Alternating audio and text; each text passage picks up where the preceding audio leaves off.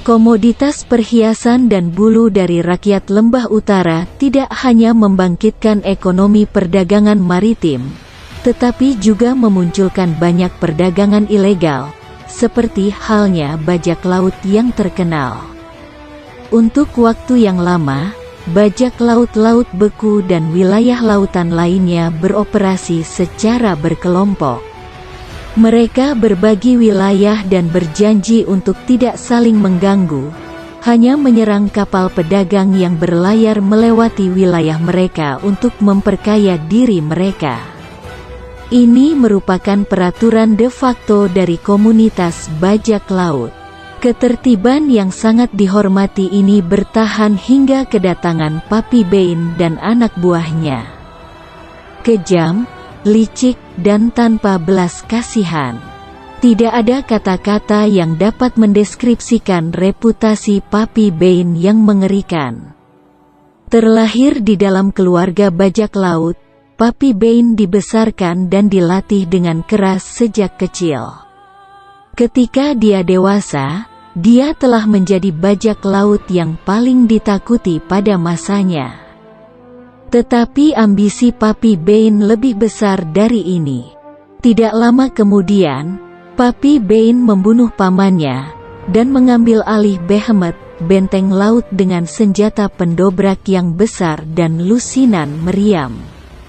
Yang akhirnya dia dikenal dengan Kapten Bein.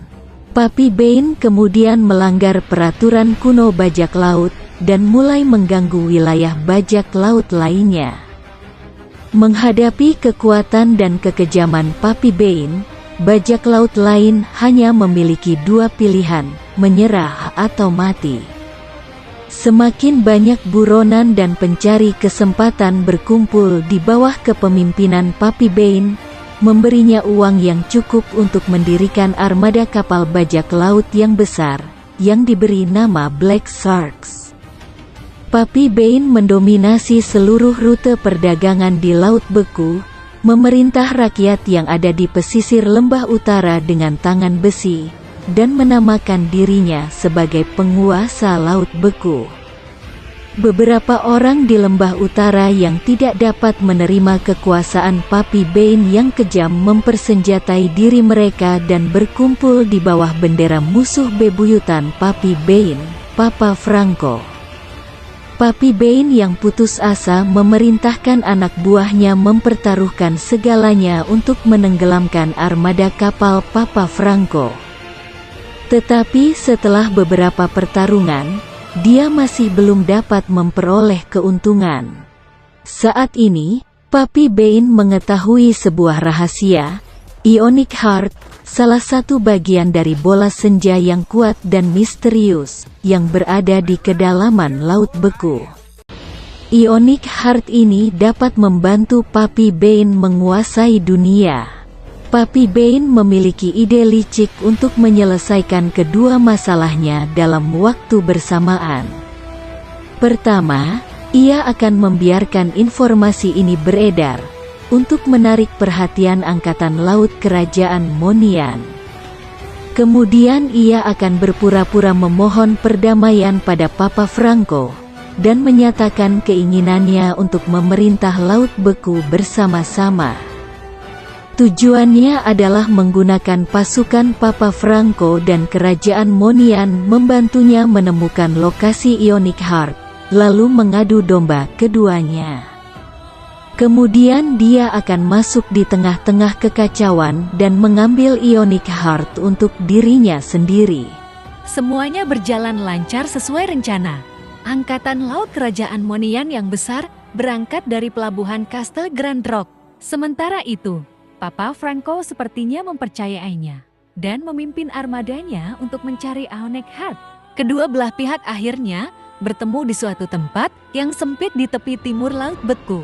Karena keduanya tidak menyadari kehadiran satu sama lain, armada laut Kerajaan Monian dan Papa Franco terjebak dalam situasi yang menegangkan. Kesempatan Papi Bein telah tiba. Dia menyuruh anak buahnya menyelinap ke tengah-tengah kedua belah pihak dengan kapal yang cepat dan menembakinya secara tiba-tiba. Sehingga memulai pertempuran laut yang luar biasa. Setelah keduanya telah hancur di pertempuran tersebut, Papi Ben tiba dengan behemothnya. Dia melihat pemandangan kehancuran di depannya dengan rasa bahagia. Sementara, memerintahkan anak buahnya menghancurkan kapal-kapal yang tersisa dan mengambil Ionic Heart. Papi Ben tersenyum lebar menikmati pemandangan yang indah di hadapannya. Dan juga mendengarkan kutukan-kutukan dari para pasukan kerajaan Monian tanpa mengeluarkan usaha. Dia telah memanipulasi pasukan kerajaan Monian dan menyingkirkan Papa Franco. Yang perlu ia lakukan sekarang hanyalah mencari Ionic Heart. Dan dia akan memiliki kekuatan untuk menguasai dunia. Kemudian, kerajaan Monian dan para iblis dari Abyss tidak akan dapat menghadapinya. Tepat ketika Papi Ben sedang menikmati kemenangannya, sebuah meriam yang besar menembak dari armada kapal di belakang Behemoth, tepat mengenai kapal induk tersebut.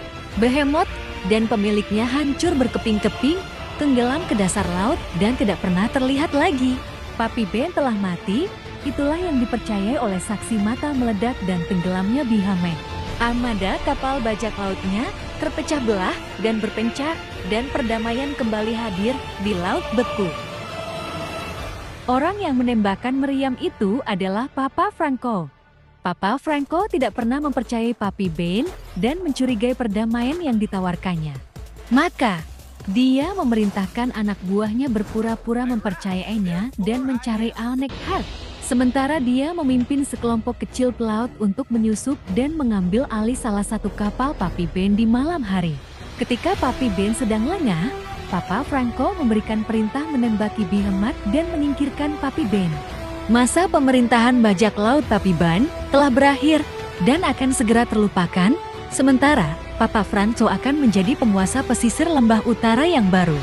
Tetapi di kedalaman laut, Kapten Ben yang hancur tiba-tiba membuka matanya di sebuah reruntuhan kuno. Terbangun oleh cahaya yang amat terang, seperti dirasuki. Tubuhnya yang hancur kembali memperoleh kesadaran. Cahaya itu datang dari Ionic Heart yang dicari-cari oleh Papi Ben. Setelah putus asa karena kekalahannya, Papi Ben tersenyum dengan suram ketika dia mendekati Ionic Heart. Setelah menyentuhnya, kekuatan yang dahsyat memenuhi tubuhnya, memperbaiki tubuhnya yang hancur, yang tidak dapat Papi Ben bayangkan. Seekor gurita raksasa akan memangsanya, menjangkau dan menyentuhnya tepat ketika dia sedang menyentuh Ionic Heart. Saat bertarung melawan gurita itu, Papi Ben terpaksa harus melepaskan genggamannya dari Ionic Heart yang lepas dari tangannya dan tenggelam ke dasar lautan. Tetapi, energi yang tersisa darinya memenuhi Papi Ben dan gurita tersebut dan mulai menggabungkan mereka menjadi satu. Di pantai Northern Valley, kapal pedagang yang berlalu lalang sibuk mengangkat dan menurunkan kargo. Di perairan yang jauh, Kapten Ben yang dibangkitkan tidak lagi meratapi kegagalannya. Melihat tubuhnya yang baru dan lautan yang tidak asing baginya, Papi Ben tersenyum sekali lagi. Permainan ini baru saya dimulai.